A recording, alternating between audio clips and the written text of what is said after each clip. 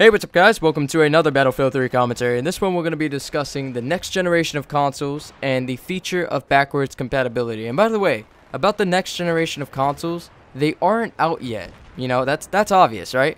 But yet I still see fanboys of like the PS4 and the Xbox 720. And it's like in comment sections of YouTube videos that are talking about the next generation of consoles. You see these fanboys of these non-existent platforms yet, like, arguing about these non-existent platforms.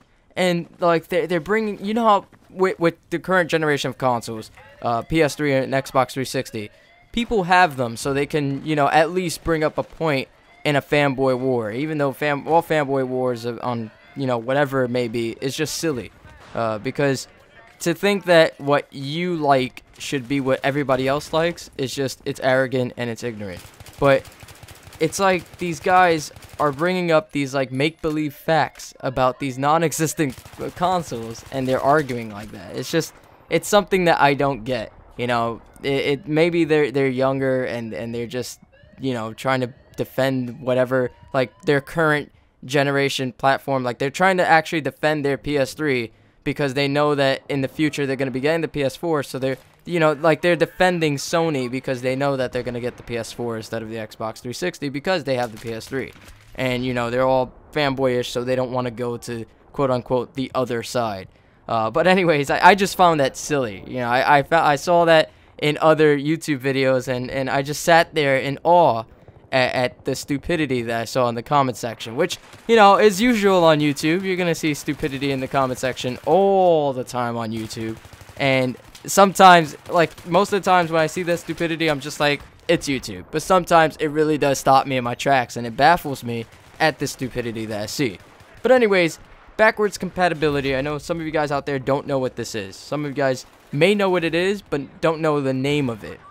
Simply put, backwards compatibility is the ability to play older generation of console games on the newer generation of consoles. For example, if I wanted to play a PS2 game on my PS3 has to have backwards compatibility with it. And the same goes for my Xbox 360. If I wanted to play an original Xbox game on my Xbox 360, my Xbox 360 has to have backwards compatibility with it. Now, some people will ask, like, why is this important?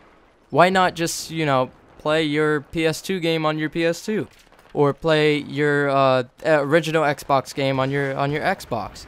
Well, my PS2 broke down a while ago, and getting a new one is just, it's kind of a waste of money because I have a PS3 and my original Xbox is gone.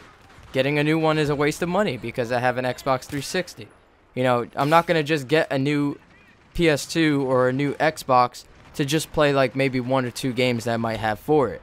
You know, the reason why we bought the PS3, like right now if my PS3 breaks down, the reason why I'm going to buy another PS3 is because there are future games that are going to be coming out on the PS3, such as GTA 5, Battlefield 4, as far as we know.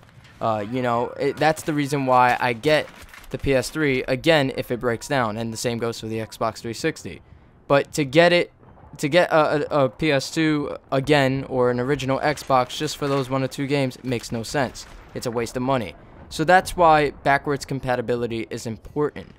And the reason why I'm talking about it and talking about the next generation of consoles, you know, some people would be like, it's the next generation of consoles. It's bound to have it, right? We thought the same thing for the PS3 and the Xbox 360. You know, we thought that we'd be able to play the PS2 games on the Xbox 360 and PS3. Now, I'm not saying backwards compatibility is not present at all in this current generation of consoles, because it is present to some extent. I know there are some versions of the PS3 that can play PS2 games, and I believe with the Xbox 360, there's a limited number of original Xbox games that can be played on the Xbox 360. The thing is, we need that full backwards compatibility. And the reason why they won't do that, you know, if they don't, the reason behind it would be because they're afraid of losing money. You know, it's all about the money. You know, it's all about trying to maximize your profit as a business, and they might not include that backwards compatibility with the next generation of consoles because they don't want to lose that extra, you know, whatever amount of money that they might get out of you if they don't include it. And from what I hear, there's a good chance that the Xbox 360, or not the Xbox 360, the Xbox 720 and the PS4, if that's actually what, the consoles are going to be called, because you never know, they could come out and say the PS whatever, PS 580, or the Xbox 4, or something like that. It could be flipped, but from what I hear, the next generation of consoles might not be having the backwards compatibility. And that's a kicker, because when the consoles first come out, when the new consoles first come out, there's not going to be like a large variety of games for you to choose from. The amount of games that are going to be available on the Xbox 720 and the PS4 are going to be slim, because the console just launched. And we saw that with the launch of the PS3 and the launch of the Xbox 360. There wasn't a ton of games that came out with the console. And when you look at the library of games that you have right now for the PS3 and the Xbox 360, just thinking that you're not going to be able to play that on that new console that you bought, when your current PS3 and the Xbox 360 break down, it's kind of scary, because that's all that money that you've spent on the older generation of consoles is now just obsolete. It now just, doesn't matter at all. You can't play those games anymore. It's going to be just sitting there collecting dust. And at that point, nobody's going to want to buy those games off of you, because they're not going to be able to play it on their current generation of consoles either when that next generation of consoles get here. So another thing that I want to bring up as well is game pricing. Like, game pricing could go up, and not everybody can be, or not everybody might be able to afford the new price if it does in fact go up. Because with the current generation of consoles, we did see a hike in prices. The games are now $59.99 for a new game, $60 for a new game.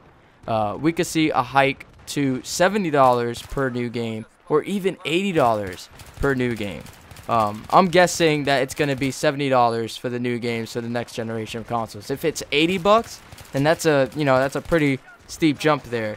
And it's something that you got to consider, because games aren't cheap now. I mean, just think of like, a lot of people think of $100 as a lot of money, or even $50 as a lot of money. One game being $60. Let's say, like, when the gaming season, I guess you could call it, comes around, and all those new games come out. Like, for example, this year we had Medal of Honor Warfighter. You had Black Ops 2. You had like these other new games coming out, and last year with Modern Warfare 3, you had Battlefield 3. You had like games like Skyrim coming out, Saints Row 3, all this stuff. A lot of people want to get these games, and now even today you have to pick and choose what you're gonna get. For some people out there, for me, I buy my own games, so even though I still pick and choose, it's more of like, if I want it, I could get it. But for some people out there, they have to pick and choose what they want to get at $60. So imagine if they raise the price to $80. That's going to be even worse for the next generation of consoles. So that's another thing that factors in, backwards compatibility being an important feature into the next generation of consoles. Because if you can't afford that new game coming out at $80, you can always go back and play your old games. So my question to you guys is, do you think the next generation of consoles should have backwards compatibility? And also, do you think like this feature is important? Do you think it's a really important feature to have in the next generation of consoles? My answer to that, I already gave you that answer. If you didn't, pay attention throughout the video or whatever, it's a very important feature, and it should be included in the next generation of consoles. So I hope they do include the backwards compatibility feature in the next generation of consoles. If not, I guess we're just going to have to deal with it. It's going to suck, but we're going to have to deal with it. And I hope you guys enjoyed this video, found it enjoyable. And if you did, don't forget to click that like button, favorite this video, subscribe to my channel if you're new here. And until next time, guys, peace.